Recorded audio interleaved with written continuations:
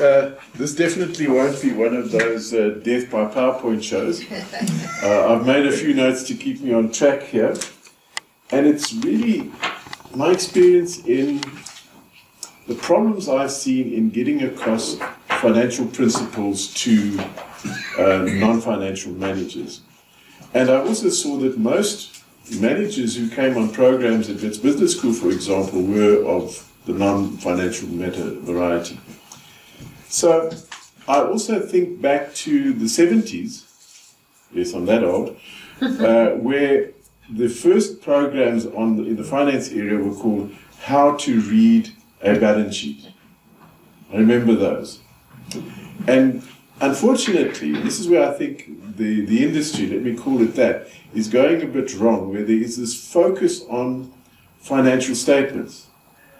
And what we have is people who go away believing that what it's about is the financial statements and making a few calculations and things like that. But it really isn't, as far as I'm concerned. It's not about how to read a balance sheet, because most of the managers that I deal with these days are middle managers. Many of them don't even get to see the monthly management accounts, so they need some tools of their own. More senior managers get sent to business schools, which is great, but sadly, my experience has been that many of them leave with not so much knowledge, but more jargon, and without a complete understanding of the jargon. What is needed from any program like this is enabling managers to know what questions to ask, because that's what it's about. What questions do they need to ask? They need the ability to evaluate the answers, and then what they'll do is know what the next question is. I think that's important. But I don't think that many programs are fulfilling the role in terms of empowering people to be in that position. So let me just show you now an example of what I mean by that. Let's talk about this analysis of balance sheets and financial statements. And yes, it has a role to play, but largely another factor is left out, which I am going to get to you about. These are the areas, if you're assessing a business from a point of view of extending credit, buying shares in, forming an alliance with, all those things, these are the areas that you need to look at. I'm saying it's comprehensive, but those are certainly some of the areas. And when I show people on my workshops, whether they're the ones that I do for companies on an in-company basis or whether I do it for a business school, I then ask them, of these, which are the most important, what is the most important thing you should look at first? And inevitably, it comes to what? The financials. And I've heard some people, accountants, say, bring me a balance sheet, I'll tell you about that business. Yes, you certainly need to look at the financials, but that's not all that you need to look at. And so I put up a sequence, and let me show you the sequence now, and it's here. This sequence is my opinion. And you'll see that it's to look at the financial information last. Now there's a reason for that. If you're a banker, for example, and what is the first thing the bank asks you for? Your financials, when you go to negotiate a loan or an overdraft. Some businesses would like to get the financials of their prospective credit clients, but they don't. But banks can lean on the customer. They get the financials. So now, you're slaving away and you've got your minions crunching the numbers and so on. But then you start making some inquiries. What do financials tell you? They tell you about the history, what's happened. And history is not necessarily a predictor of the future. It may indicate a track record, it doesn't predict the future. Look at some of the collapses we've had in recent times. Management, the management and senior staff, they are the ones that are going to take that company into the future. So to me, in my mind, they're the people that you really should take a hard look at in terms of the experience, abilities, backgrounds, etc. So that's the first thing. The next thing is the industry. There are some potentially bad industries. You might think, how can it be bad? Well, a useful tool to look at there, if you haven't heard of it, you can just Google Porter's 5 Forces. You get hundreds of thousands of hits. And I take them through an abridged version of that. And so one that would definitely be a bad industry is your small to medium-sized building construction companies. Not good. Bad industry. So they need to look at that, the forces that affect, that impact on an industry and therefore the company. Business plans. Your bank will ask you for your business plans and things because they want to assess what's going to happen in the future. So that's fair enough. Credit record, I don't know. Yes, ask for it or get it from whoever you subscribe to. But be careful.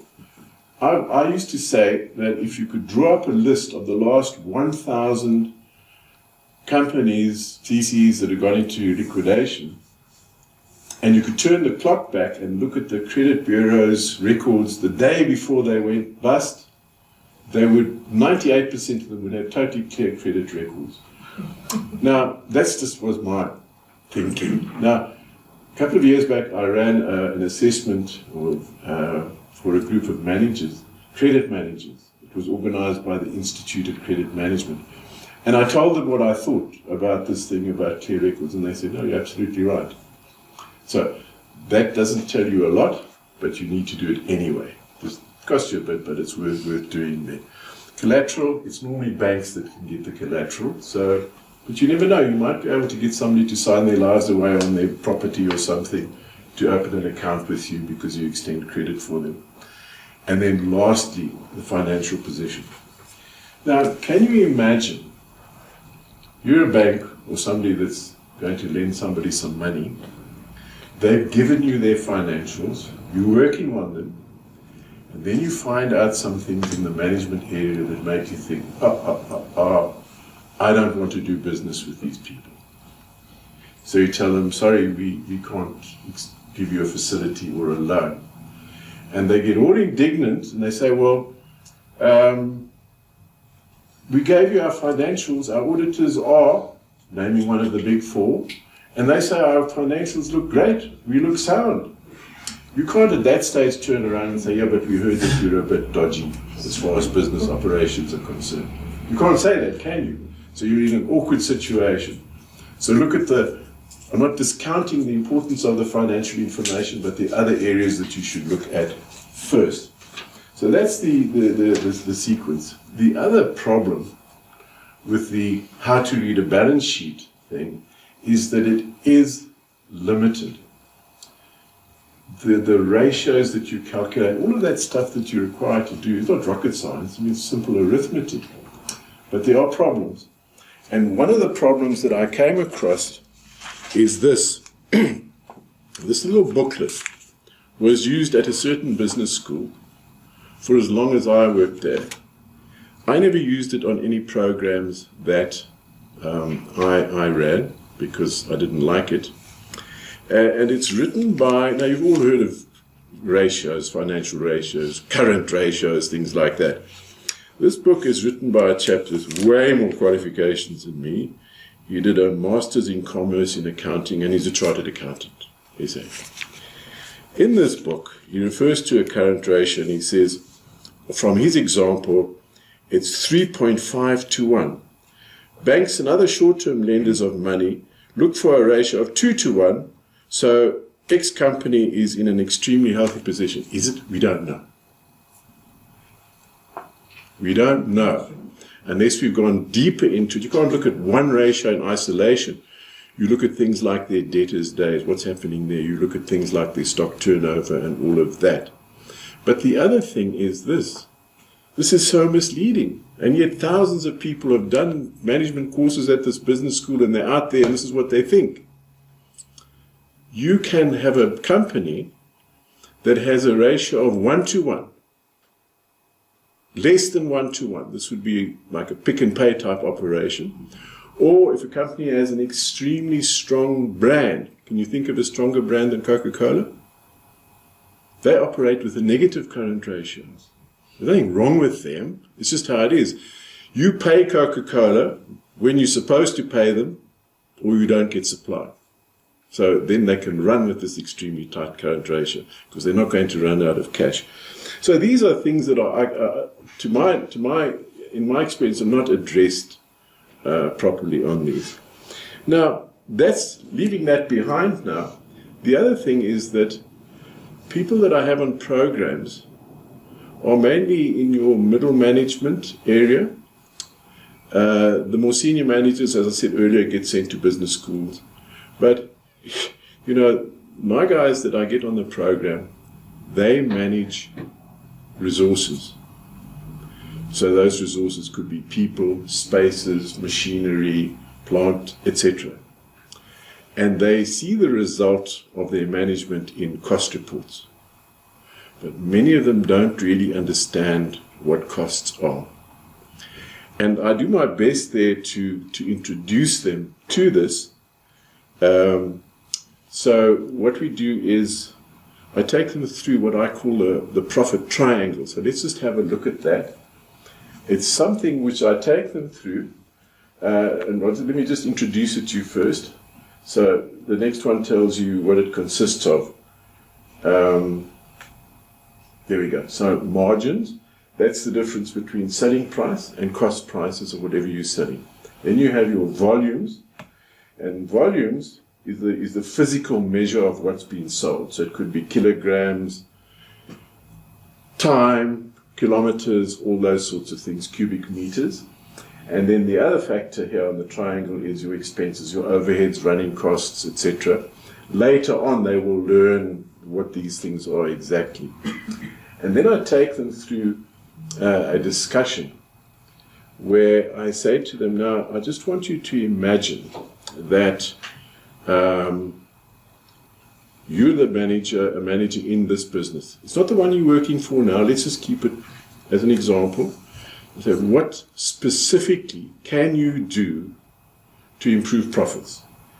And then they come up with ideas. Sometimes there's a difficulty getting people to be specific. If you have somebody who's done an MBA program and you ask them, they'll pop up and say, well, we could become more profitable through better use of technology. That's a speech. That's not an answer, you know. So anyway, you get the answers, but what I'm trying to draw out there is that if they see a benefit, they need to know what the associated cost is going to be. So buying things in bulk, getting a lower price is a benefit, but then you introduce them to the concept of holding costs. And these are often referred to as the so-called hidden costs. They might not appear as separate items on an income statement, but they are very real in terms of cost. So what I'm trying to put across, thanks, is there we go, and that's it. No more light and more. What I'm trying to put across here, and I say to them, I want you to be walking around back in your businesses, looking at the business through the triangle, and looking for ideas. What can you do to improve profits? But it's no good saying, we've got to market more. Yes, okay, you might get some benefit. What's the cost of that going to be? So it's that seeing a benefit, being able to calculate the associated costs or risks. Now that is something that is appropriate to operating managers within a company. Yes, you have to take them through the financial stuff, familiarize them with all of those things, but it's no good unless they have a good grounding in some costs and cost behavior and so on. So I want to tell you just a short story here about how I learned a lot about various businesses. It started when I had to set the exams, but when I had to set the assignments for people to do on certain management programs, I saw no value in giving them academic questions. Here's this case study. Take it apart and write it up, you know, and let me have a look at. No, please.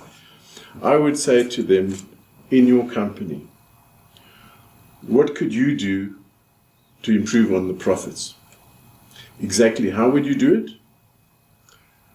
Who would support you? Who do you think would be against this kind of thing? And the whole cost-benefit thing that we had done. And in reading hundreds and hundreds of these things, you get such insights into business, which takes me then to the story here. I call it my Southern Sun story, Southern Sun Hotels. And it's not Soho Sun, but they're still called Southern Sun Hotels. And I used to do workshops for them, for hotels around the country. I think I've done about 37 of those. But I introduced, after a while, I said, look, why don't we introduce a profit improvement program? So I gave them my workshop, and then I gave them an assignment. Instead of just asking them what they would think about doing, I said, no, I want you to come up with something that would improve profits by that amount and that can be implemented within the next year. And so I got support from management in asking them to do that. They did it. It was very good. One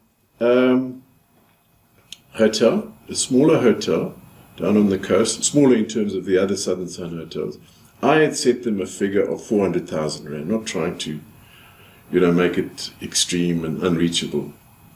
So I got the paperwork in from them. I look at it first, ask questions and so on, and then they present to management. And some of the managers from Johannesburg, senior guys, came down to this hotel. They had come up with 1.2 million. After the presentation and during the presentation, that was whittled down to 800,000. Not because they were wrong in anything, but what was pointed out to them is, guys, we've got to be careful about taking away anything to do with the guest experience that adds value to it.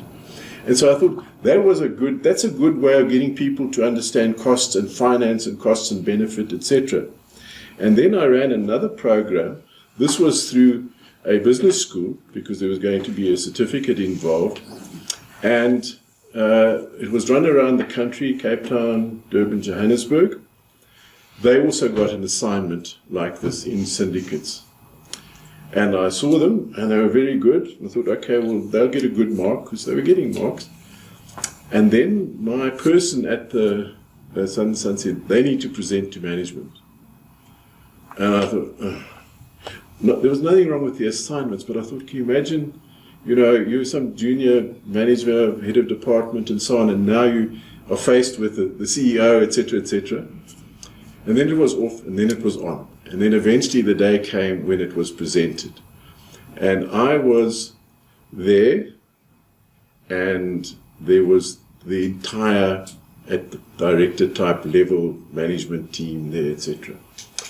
And I thought, oh dear. I was really feeling so nervous for these guys. And they came on, and they blew them away with sound, good, practical ideas. And to his credit, I believe, the CEO at the end stood up and he said, I've learned something about the business that I'm working in now today. So that to me is an example of the type of approach that one needs to take in getting this kind of thinking into managers. So any questions? No. Mel, I have two questions. Yeah. But these questions are more based on your expertise, which obviously have plenty of, if you want to share that with us. Yeah. When you gave us the management through to financial statements, something that struck me that diagram of yours, just points, can be used as a checklist if you would attach a weighting to each one of those. To get your point. I hear what you're saying, yes. What's your view on a thing like that? Look, it would be a good idea to weight it. So, for example, things like the credit report would receive, yes, we've got to do it, tick, but management would be weighted, I would weight it more heavily than the financial things, because it's the managers that make things happen, or hopefully are going to make things happen in the future, to ensure everything happens, that they're able to settle their debt to you and pay dividends to their shareholders. So the accountability part, the management part, Yeah. you would rate very high. Yeah. Right. And then I have a second question. Yeah. You know the credibility of auditors. Yeah. Sorry, I'm using two words in the same sentence. Yeah. Credibility and auditors just don't go Yeah. together lately. Seeing that we have that kind of problem, what has been happening in my own case, for instance, I've been analyzing the statements of big organizations, and I've grown to the conclusion, and this is where I want your opinion, that something like goodwill, if goodwill is the biggest asset in your balance sheet, No. I think you've got a problem. Yeah. No. Serious problem. What's your view on that? No, I agree totally with you. But talking about auditors, I'm not going to knock auditors now. No. But I don't think you are either. Look, they've had some bad press in South Africa at the moment, which is sad. But I think it's probably a minority of people that have caused this bad publicity. It's like the bad press. It's like the bad press that the FBI is getting in the US at the moment, if you follow the news there. And it's just a handful of rotten apples, you see. But I didn't mention that the start, part of my introduction is to ask the question of people attending, who do you rely on? Let's say you're examining a set of financial statements. Who do you rely on to tell you that these financial statements, based on which you're going to have to make a decision, are more or less correct? And I have the more or less in red. And I say more or less advisedly, because more or less is about as good as you get out of accounting, which they then come to learn later in the workshop. And typically if somebody gives me the correct answer, I tend to ignore them if I can without being rude till I get the wrong answer. Because people will say directors, this, that, the next thing. And somebody will come up with auditors. Then I have a list of quotes from Business Day and South African newspapers going back to the year 1999. I think it was MacMed that went bust then, where the auditors, the creditors wanted to sue the auditors and all that sort of thing, right up to current. Not too much, but to show that auditors can make mistakes. Yeah. There's one where this bank had collapsed. Was it Regal Bank? I think they collapsed.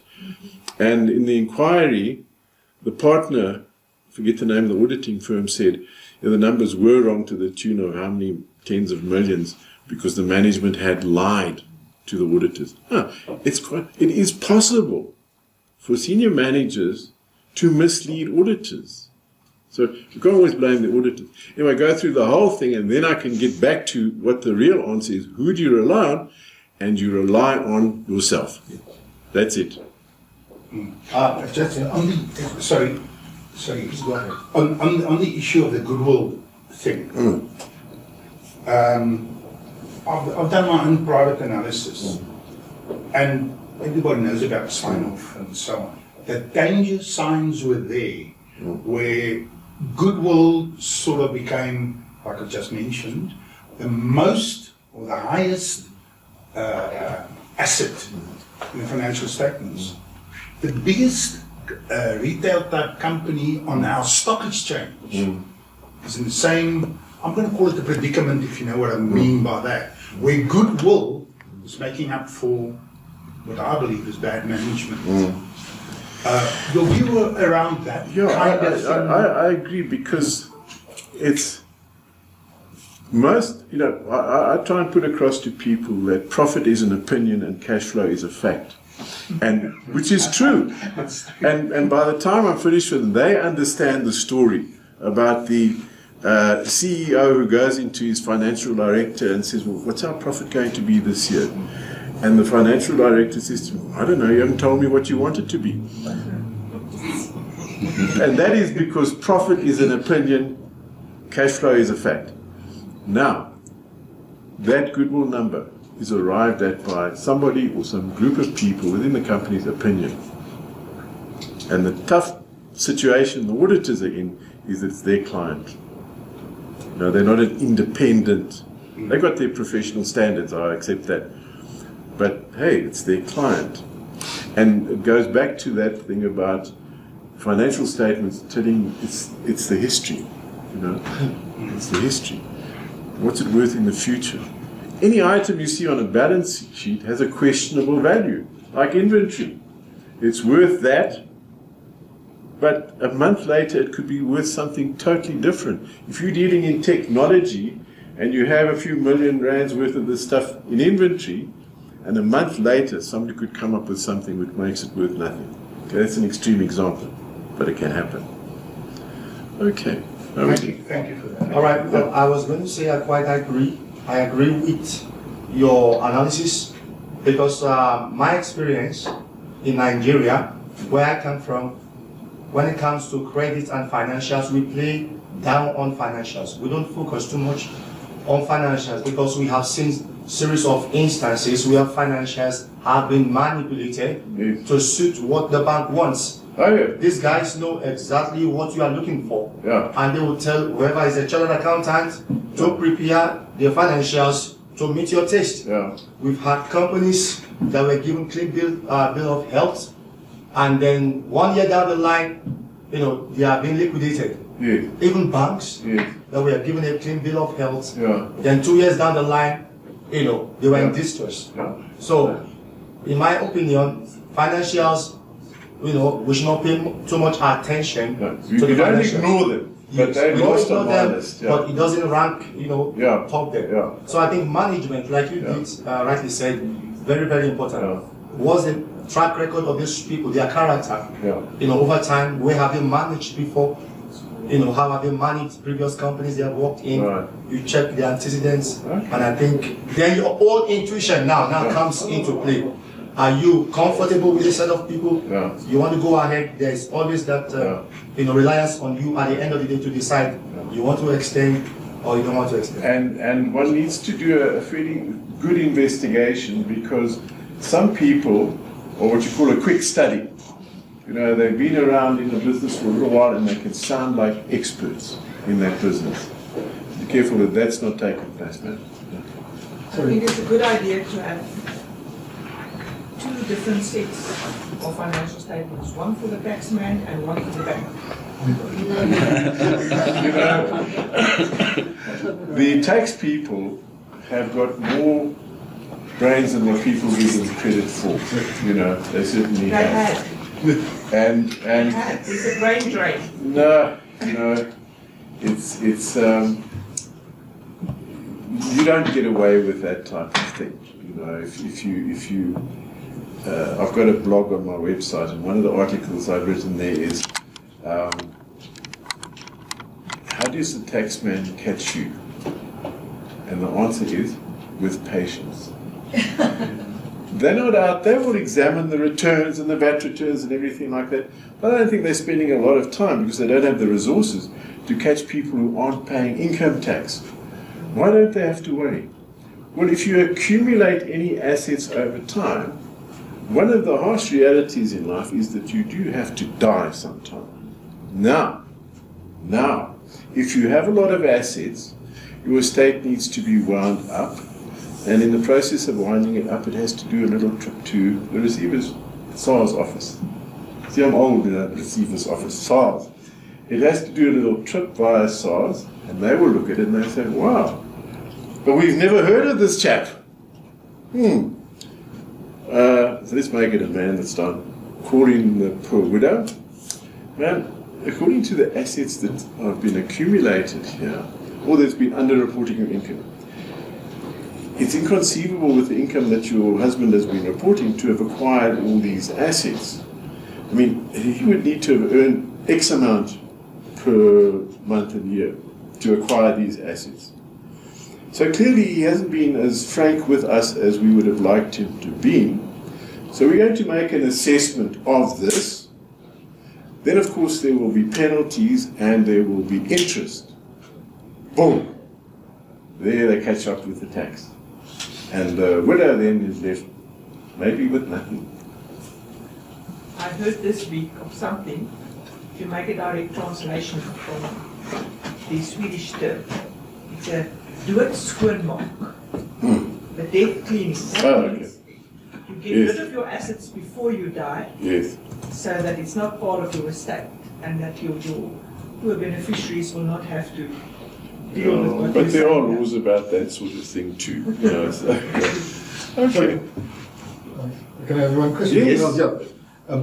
Listening to your reasoning, placing more weight on management and less weight on your financials. My question really is, how big a difference is that weight that you place on the two? And just as a indication. Okay, it's hard for me to give you my weighting, but I would ask you the following. What is more important?